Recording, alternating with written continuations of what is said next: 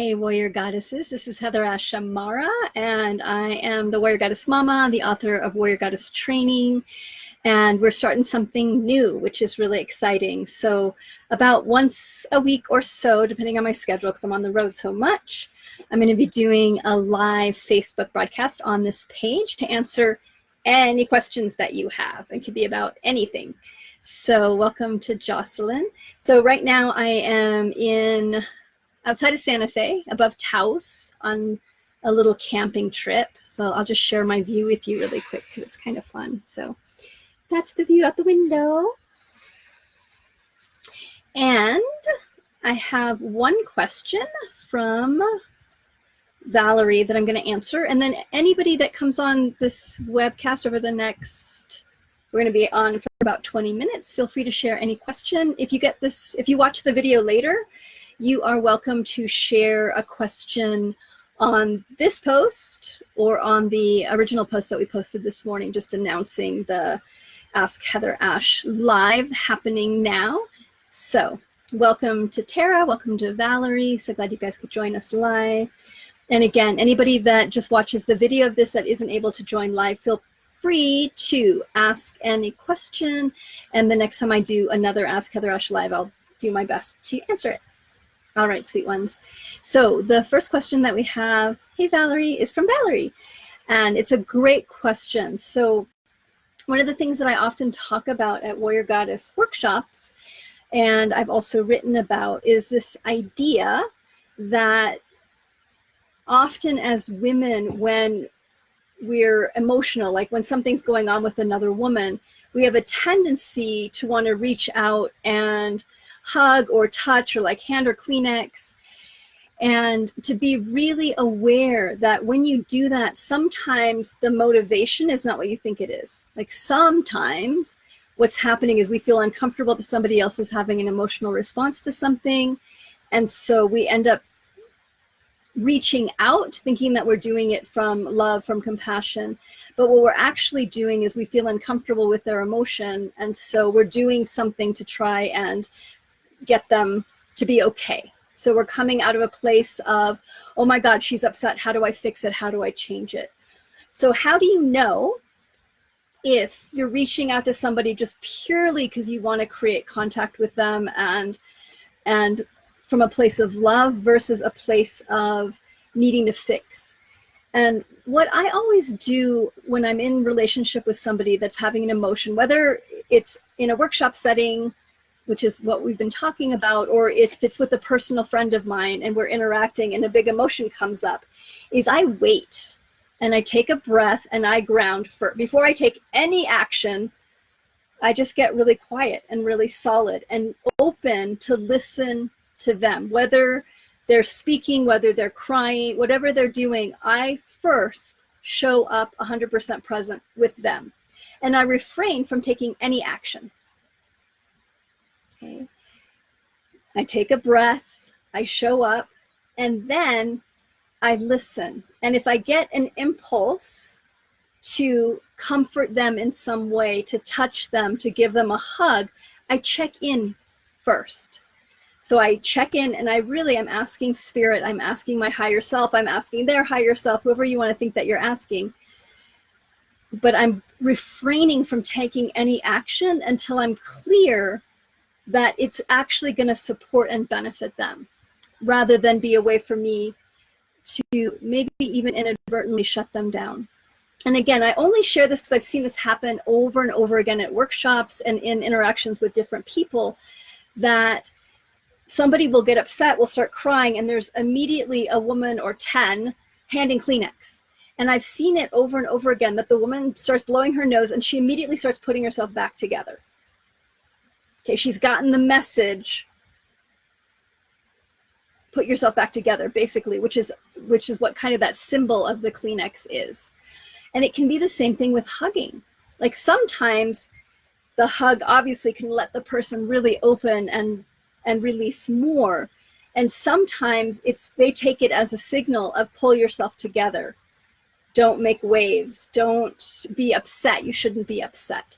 And so that's what I would support all of you in doing, is just pay attention to your reactions, your desire to fix or change somebody else, whatever state they're in, whether they're angry, whether they're afraid, whether they're grieving, and just pause before you respond and really be there with them, opening to ask what's the most beneficial thing for them in the moment, not what might feel most beneficial to you. What would be most beneficial for them? Sometimes you're going to find the most beneficial thing is to not take action, is to just be present with them and let them have the emotion for as long as it takes.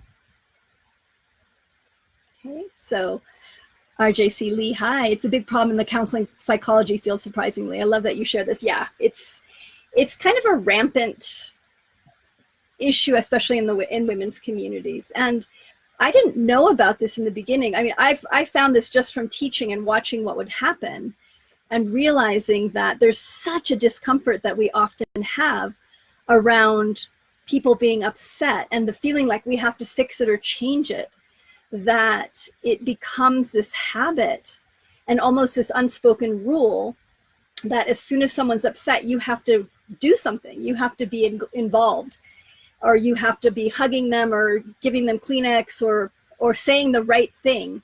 And so often just being present and showing up is what they need at that moment. So play with it. There isn't anything wrong with reaching out and hugging or touching or connecting with someone at all. I really believe we're all touch starved. We need more touch in our lives. That I totally believe in.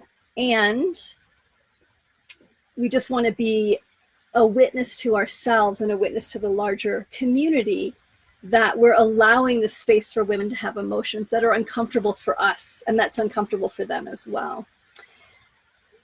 Danelle, I think it's so important to let people have space to go through the process. It's hard, but important. Yeah, exactly. Hey, Liz. Hey, Victoria. Yay. And Laura Lynn. Look at all these cool people. I love it. Hey, Astrid and hey, Dia. Good to see you. And Sunshine. Good. So that was our first question. Does anybody have any other questions or thoughts or shares? And otherwise, I've got another question or another really beautiful story that came through somebody today on the Warrior Goddess Women page. But I'm open to any questions, any celebrations you have, any shares. And again, this new Ask Heather Ash is something I'm going to be doing about probably weekly on the Warrior Goddess Women page. So I'll just be available here for about 20 minutes to answer any questions, any shares, to celebrate with you. If you have something wonderful that's happened that you want to share with us, I am here for you. And right now I'm camping in the Carson National Forest. That's the view out my window. So happy that the internet works. It's amazing what we can do.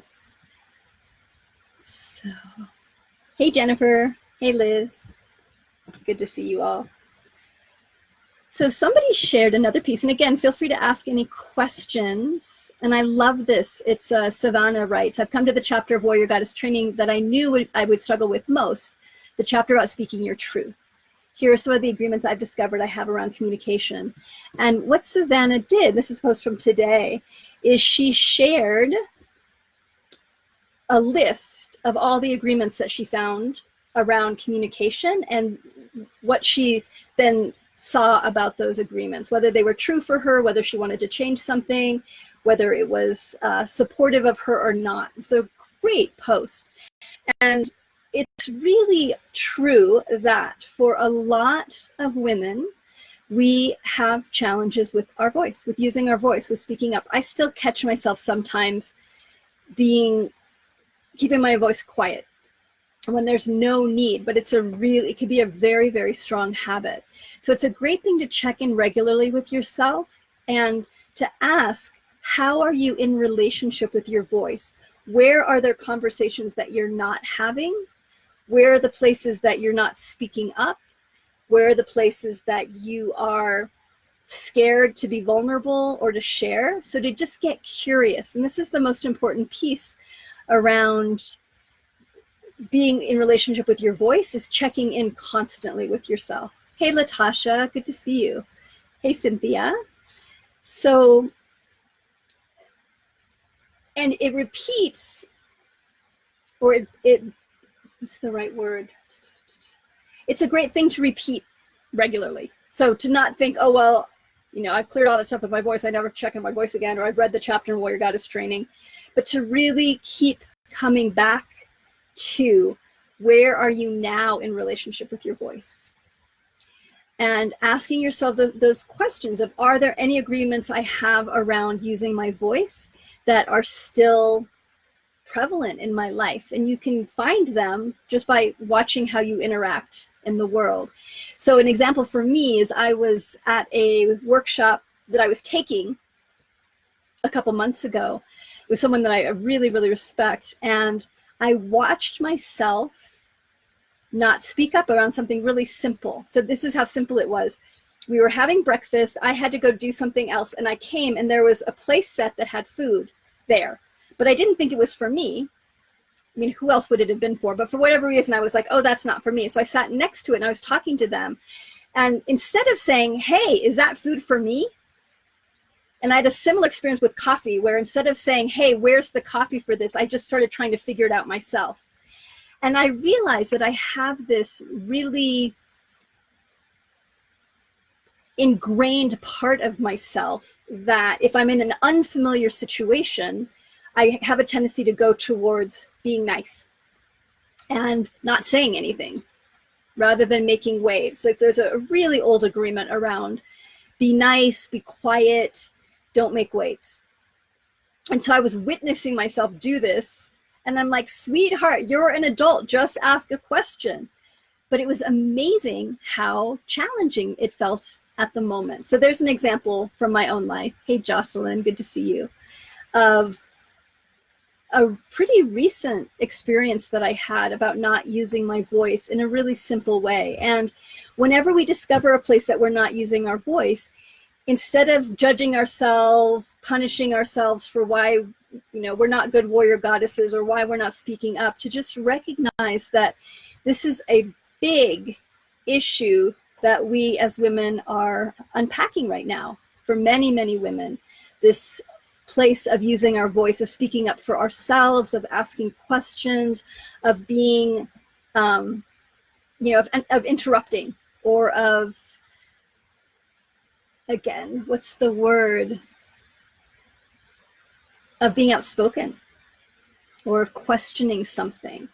And it's really powerful to simply witness the places that we're still caught up in that, and then go back and see what could we do to adjust. So super simple.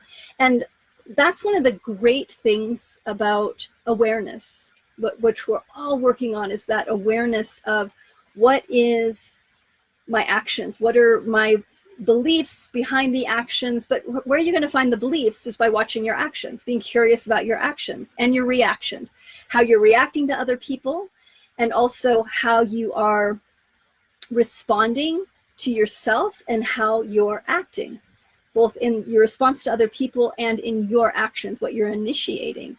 And as you get really curious and continue to grow your awareness and start to see what some of the patterns and habits are, you'll figure out what the beliefs are underneath them. And then from that place of witness, you can start changing your behavior. And one of the biggest ways to change your behavior, I found, is to actually go back, replay the situation, and imagine yourself doing it a different way. And do that several times where you're replaying it. Now, this is the key. I'm gonna have to go plug my computer because I just noticed I'm at 4%. So this is the key. It doesn't change the pattern to go back and judge yourself for it and find yourself as wrong. Okay, that's all the energy just goes out into the judgment. What you want to do instead is review, replay, and then redo.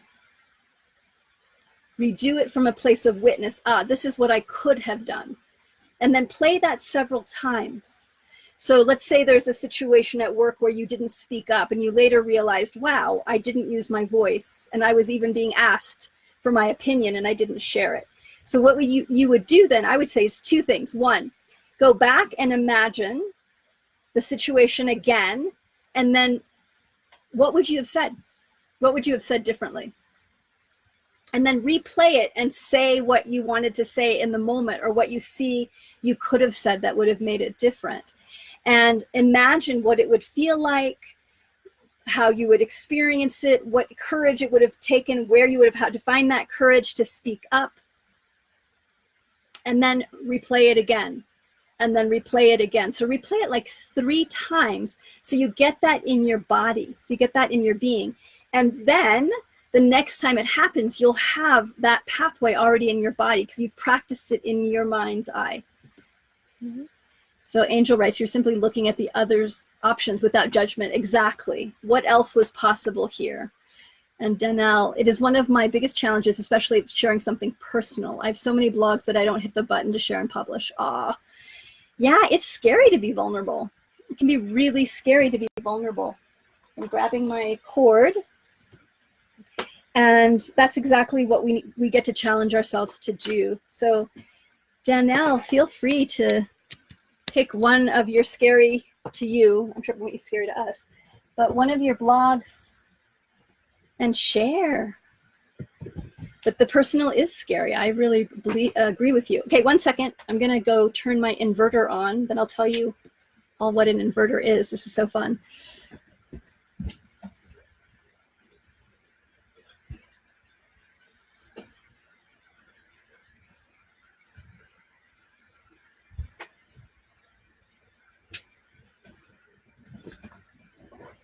Okay, power happening. Yes. Okay, good. Good. So Serena had a great question. What are some good tips for letting go of wanting people to be different? Great question. And Faith, I'm a 24, ever growing and learning goddess married to the best, silliest, best dude. Seriously, my best friend. Question, how to balance self-growth as a goddess with growth within your marriage, especially when he isn't super spiritual? Great, super important for me in these first years of marriage. Beautiful. P.S. Your writings have formed my emerging adulthood in serious and real way. You have touched me deeply. Thank you a million. Oh, thank you so much for writing, Faith. That's beautiful. So I'm going to answer Serena's question and then Faith's. And I just wanted to share with all of you that just joined, I am in my trailer right now in my Airstream. I'll give you a quick tour. I'm camping out at the Carson National Forest. There's the view, my neighbor's picnic table. And here is my little house. So that's my bedroom right there. And my kitchen back there. And there's a bathroom kind of straight ahead from me. So I'm so happy the internet is working out here. It's the best. So Serena's question, what are some good tips for letting go of wanting people to be different? Huge, yes. One of our biggest pieces of work, I believe, is to bring our attention back to what do I want to shift for me versus how do I want them to be different. And it's much easier, really, to focus on what other people are doing that you don't like or that you wish was different, rather than focusing on how you're responding to it. So I would say some good tips. One is respect. To really build and ponder, what does respect mean to you? And to give yourself a practice of starting to respect everybody's choice, even if you don't like the choice. So what does it mean to deeply respect somebody? And how do you want to be respected? This is something that I did when I first started doing this work, and I was really frustrated with other people and wanting other people to be different, especially people close to me that were doing things that I felt like were wrong or that they should be doing differently. And what I recognized one day is, if I want them to respect me and my choices and my decisions, then I also have to respect their choices and their decisions, and just trust that they're making those choices and decisions, even if I don't like it, that they're making it for their own reasons. And so I think that place of separating out, you don't have to like somebody's behavior or agree with their behavior to respect their right to make that choice, whatever the choice is. And just because you are respecting them doesn't mean you're now agreeing and that you're behind them and behind that decision. Okay, so separating that out can really help.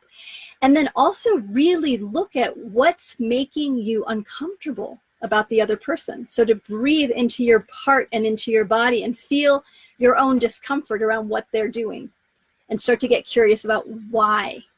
Why are you wanting them to be different? And this doesn't mean you're not going to make boundaries or change the nature of your relationship, but that we start with just honoring they are a different human than we are. They have a different life path and life experiences. They're dreaming in a completely different way than I am. So often we think everybody should be dreaming the way that we are, seeing the world the way that we are, but everybody's had such different experiences. So that can be helpful. Welcome to Lisa and Melissa. Hey, to Beth Ann, Zakia. Wonderful, great to have you here. Hi, Jessica. So Faith, great question around relationship and how do you balance your own spiritual path with a marriage, with being in partnership with someone who's not super spiritual. So most important thing, I'm going to say it again, respect, same thing. It's kind of the same thing, is that there are places that you have what I think of as shared context, where you and your partner, this is true of all relationships, not just romantic relationships, but also relationships with different people in our lives. There's a thing called shared context, which is why we're in the relationship. Like, what is it that we're doing that's the same? What do we like doing with the other person? How are we looking the same direction and taking the same actions? And what are the things that we love doing together? That's shared context. And you have to have shared context for a relationship to work. So, because once, especially in a romantic relationship, once the chemicals wear off, and if you don't have shared context, it's really hard to keep the relationship going. Because there's a bonding around oxytocin and around the hormones when we first fall in love that are really compelling for about 18 months, and then they start wearing off. And so if you don't have shared context, you want to create it. Okay, so my guess, Faith, is since your man is a best friend, that you have a lot of shared context. Yay, that's great. Now, you want to keep building the shared context and setting aside time for shared context. Really important. And then we also have differentiation. And this is actually what makes relationships work and deepen, is that you also have things that you do that are different from each other. And it might be that he loves hiking 14,000-foot mountains, and you're like, not so much.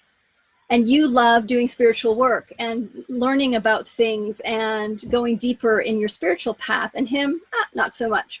So the key is love what his things that are different from you. You don't have to do them. Love that he loves those things. Support him absolutely in the things that he loves to do that are different from the things you love to do. And it's the same thing with yourself. Don't try and force him to do things that you think he should be doing. Okay, that's respect. And then to also give yourself permission to have places of differentiation where you're doing things outside of the relationship with him. And that is super healthy. And in fact, the deeper, the closer you get with somebody, it's kind of, it doesn't make logical sense, but if you think about it, it makes sense. The more intimacy you have with somebody, the more differentiation you need to have. Because the tendency in relationships as we start to merge with our partner, and really subtly, you don't even realize you're doing it, you start to do what they want to do, and you start to do less of what you love to do because you're merging your fields more and more. And there's this old belief, especially around partnership and around marriage, that we should all do everything together, or that they should fulfill all of our needs. And it's just not true. The more intimacy you have, actually, the more differentiation you want to have as well. So enjoy the differentiation. You can share with him some things, but realize he's probably not going to be interested in a lot of it. And so find people that have the same shared context as you do around spirituality. Okay. Yeah, there's been so many beautiful, successful relationships that I've talked to. You know, sometimes I talk to women who are like, I just want to find a man who's on a spiritual path. And my response, usually in my head, if not verbally, is you actually want to find a man that is in alignment with you. There's plenty of relationships that I've heard about that I've also been in, that both partners are spiritual and it's not a good match. So that's not the end all be all of relationships. Really what you want is good communication, somebody that is doing their own work however they do it and staying clear and open, and that you have rapport with, that you have joy with. So it sounds like you have a lot of that, Faith. So congratulations. All right, dear ones, thank you so much for your great questions. Again, I'll be doing this again next Monday. I have it on the schedule about the same time, which is 5:30 Central, or no, sorry, 5:30 Mountain Time, which is where I'm at, 6:30 Central, 7:30 on the East Coast. So join me again next week. And if you have any questions that come up between now and then, feel free to share them on this post. And know that we'll also be posting another invite to the HeatherAsh Live, Ask Heather Ash. We're calling it AHA, which is so fun. That you can post your questions there as well. Faith, thank you so much. You're right. His differences from me are what make him so inspiring to me. Hopefully that's mutual. Yeah, exactly. And you can really inspire each other by the different things that you're doing. Exactly. Thanks, Cynthia. Thanks, everyone, for joining me. I'm so excited to get to do this. I kept saying that I was going to do little teachings on the Warrior Goddess Women page, and it doesn't always happen. And so this is such a good way to connect with all of you. So all my love to each of you. Stay strong, stay powerful, stay compassionate and loving to yourself, and have a beautiful week. Take good care. Bye.